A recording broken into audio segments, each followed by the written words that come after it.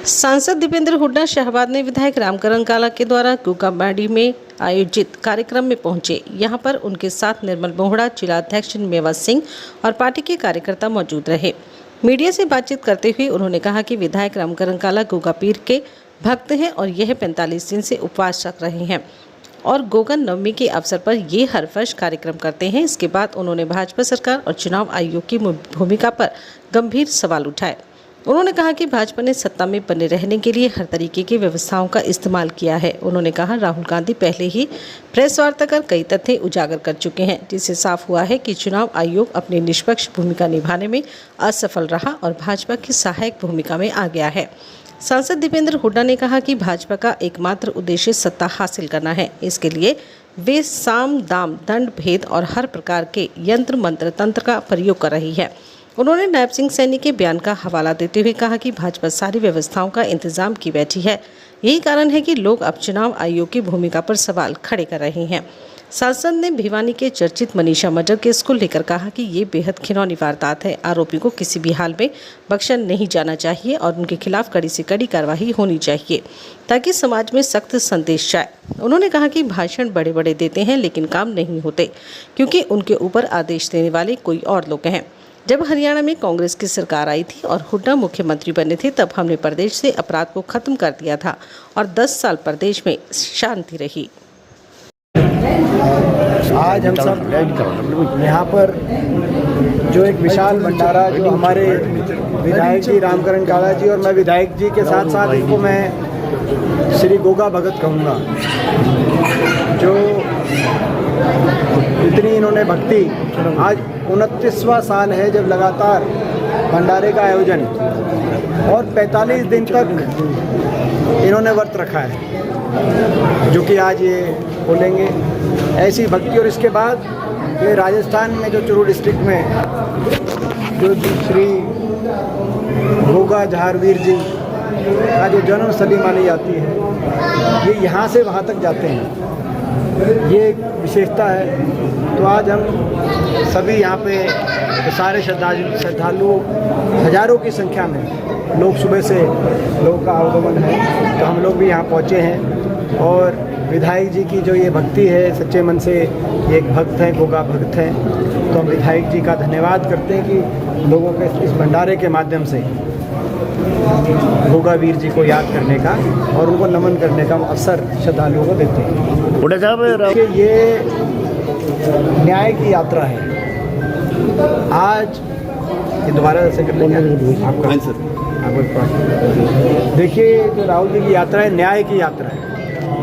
जैसा कि आप देख रहे हैं कि बड़े पैमाने पे चुनाव के अंदर भारतीय जनता पार्टी चुनाव की प्रक्रिया का दुरुपयोग कर रही है और चुनाव आयोग जो निष्पक्ष भूमिका होनी चाहिए वो निष्पक्ष भूमिका हो जाए, भाजपा की सहायक भूमिका में नजर आ रहा है।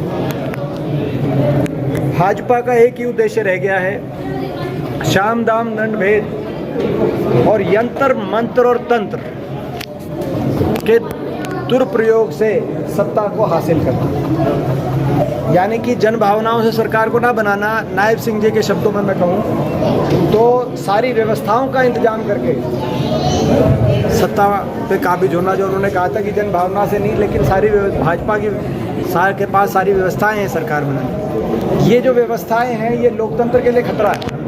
भाजपा की जो व्यवस्थाएं हैं जो जन भावनाओं से जनादेश को चुराने का काम करती है, भाजपा की व्यवस्थाएं, ये लोकतंत्र के लिए खतरा है। आज लोकतंत्र की साख बचाने के लिए ये लड़ाई हम लड़ रहे हैं और जो बहुत से तथ्य राहुल जी ने रखे थे देश के सामने चुनाव की मतदाता सूची को लेकर बड़े पैमाने पे जो धांधली की जा रही है, उसका एक और इसका जो सबसे बड़ी बात ये है कि चुनाव आयोग हमें मतदाता की सूची नहीं दे रहा इलेक्ट्रॉनिक कॉपी में, केवल हार्ड कॉपी देता है ताकि उसको कंपेयर देख ना पाए। एक लगना पड़े, 6 महीने लगे एक विधानसभा देखने में कर्नाटक में। तो चुनाव आयोग किसी भी प्रदेश की मतदाता, जबकि मतदाता सूची का अधिकार जनता का होना चाहिए, जनता को मतदाता सूची की इलेक्ट्रॉनिक कॉपी मिलनी चाहिए, विपक्ष को मिलनी चाहिए।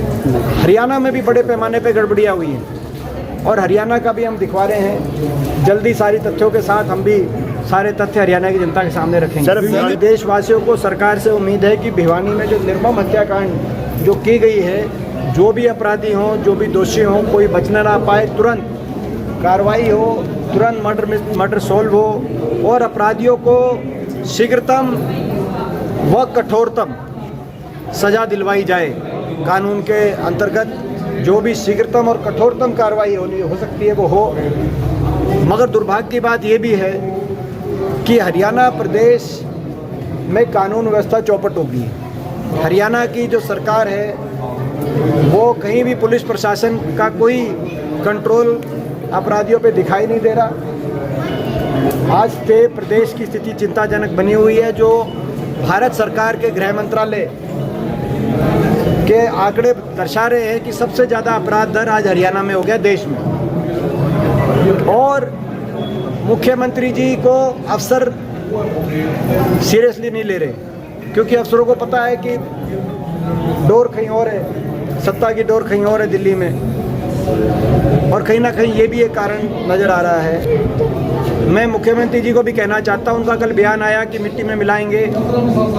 केवल बड़े बड़े डायलॉग से कानून व्यवस्था अच्छी नहीं होती। कानून व्यवस्था कठोर कदम उठाने से कानून व्यवस्था की स्थिति में सुधार लाया जा सकता है। जैसे कि हुड्डा साहब ने जब कांग्रेस की सरकार बनी तो हरियाणा को चंद महीनों में सारे अपराधियों से छुटकारा दिलाने का काम किया था और 10 साल पूरी तरीके से अच्छी कानून व्यवस्था हरियाणा में रही थी कांग्रेस के समय। क्या पुलिस कर्मचारी को सस्पेंड था? सर, जैसे एक और वो कह रहे हैं नैब सैनी जी कि हुड्डा जी को उनका तांत्रिक इलाज कराना चाहिए राहुल गांधी जी का।